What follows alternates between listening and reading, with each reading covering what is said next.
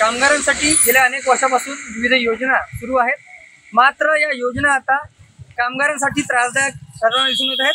आपण सध्या भंडारा येथील मा भवानी लॉन परिसरात बघू शकतो. आपण या परिसरात कामगार पेटीसाठी नागरिकांनी एकच गर्दी केल्याचे चित्र पाहायला मिळत आहे.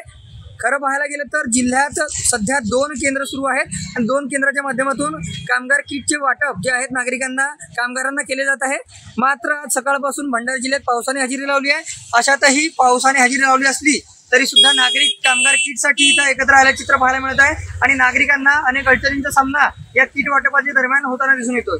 खरं पाहायला गेलं तर मागील काळातही मोठ्या प्रमाणात गर्दी होत असती आणि त्यामुळे म्हणून गर्दी होऊ नये म्हणून तालुका स्तरावर किट वाटप करावी अशी मागणी कामगारांनी केली होती.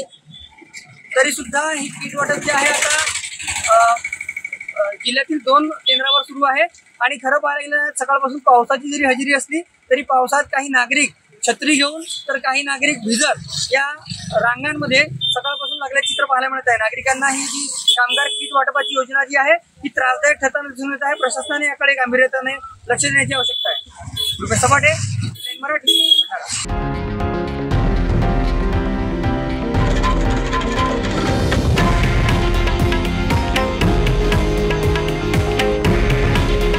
हे आहे देशातील नंबर 1 न्यूज नेटवर्क आणि आपण पाहत आहात TV9 मराठी. काळजी तुमची, हित महाराष्ट्राचं.